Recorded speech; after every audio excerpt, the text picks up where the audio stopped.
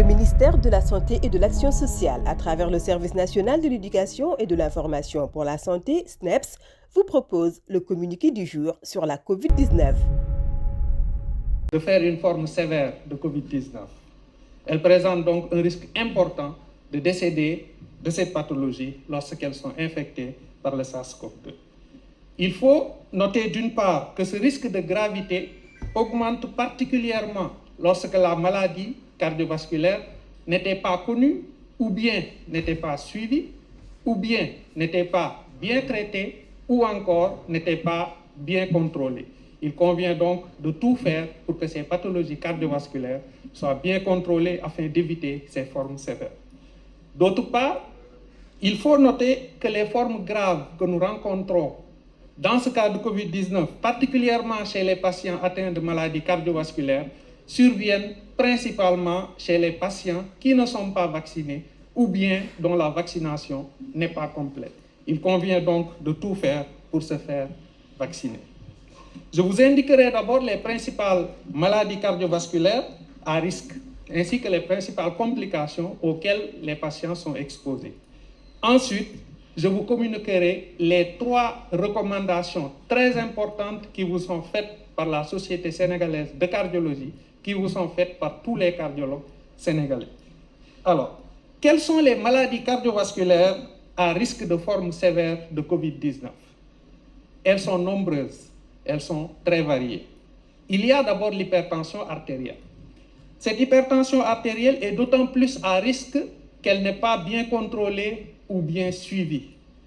Elle est encore d'autant plus grave lorsqu'elle est associée à d'autres facteurs de risque tels que le diabète, tels que le cholestérol, tels que l'obésité ainsi que le tabagisme. En plus de l'hypertension artérielle, lorsque nous parlons de comorbidité cardiovasculaire, nous pensons aux antécédents d'AVC, tous les patients qui ont une fois présenté un accident vasculaire cérébral. Comme comorbidité cardiovasculaire, nous pensons aux maladies coronaires, c'est les artères qui nourrissent le cœur. Lorsque une personne présente ces maladies coronaires, ça peut causer une douleur de la poitrine appelée angine de poitrine et ça peut aller jusqu'à causer un infarctus du myocarde appelé encore crise cardiaque. Il y a beaucoup d'autres comorbidités d'ordre cardiovasculaire telles que les valvulopathies, qui sont des maladies des valves touchant principalement les jeunes dans nos pays, les enfants, les adolescents. Ces valvulopathies, lorsqu'elles surviennent dans un contexte de COVID-19, peuvent entraîner des formes très sévères chez ces patients qui sont malgré tout très jeunes. De façon générale, toutes les maladies cardiovasculaires exposent à ces formes graves et particulièrement, j'insisterai sur les patients qui ont une fois eu un problème de thrombose, qu'il s'agisse de thrombose veineuse ou d'autres, puisque la maladie COVID-19 entraîne beaucoup de thrombose chez les patients qui en sont atteints, particulièrement chez les patients présentant une cardiopathie, une maladie cardiovasculaire. Lorsqu'un sujet porteur de maladie cardiovasculaire est atteint de COVID, je le répète, nous redoutons plusieurs formes de complications. Quelles sont ces complications? Il y a d'abord les thromboses. COVID-19 cause beaucoup de thromboses chez nos patients cardiovasculaires.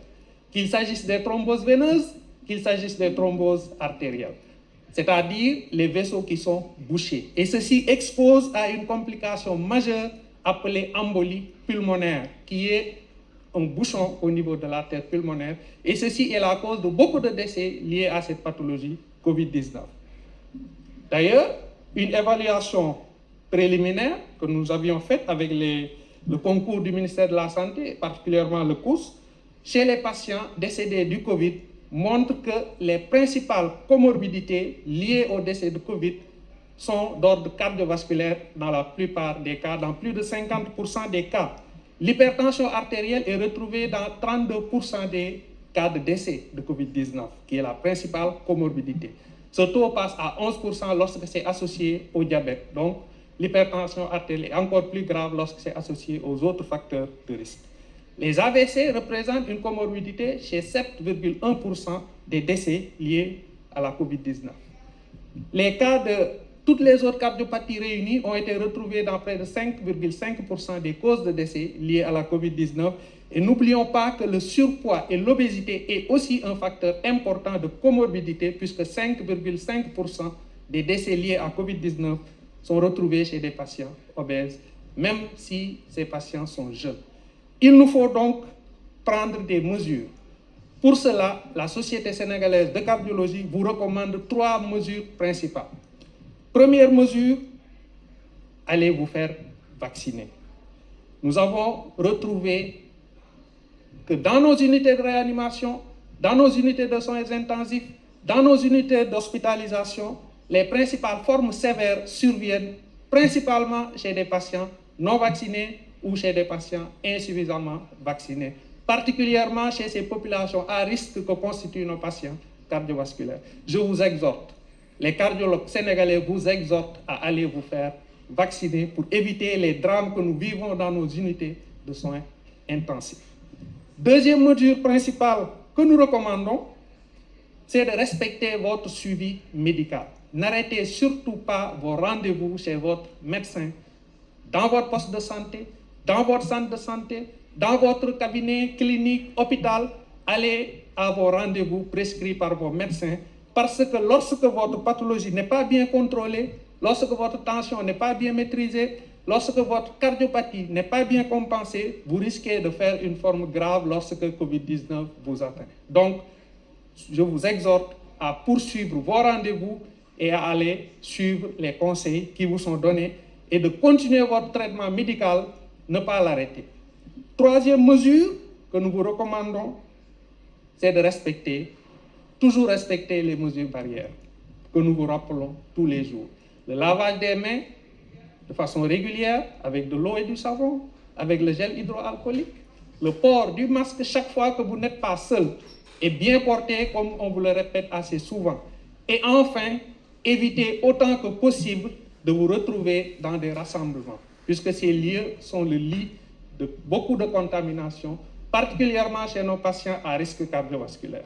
Je vous exhorte vivement à respecter ces 3 mesures, vous faire vacciner, continuer votre suivi et vos rendez-vous et continuer de respecter les gestes barrières. Je vous remercie. Aimez et partagez sur vos réseaux sociaux.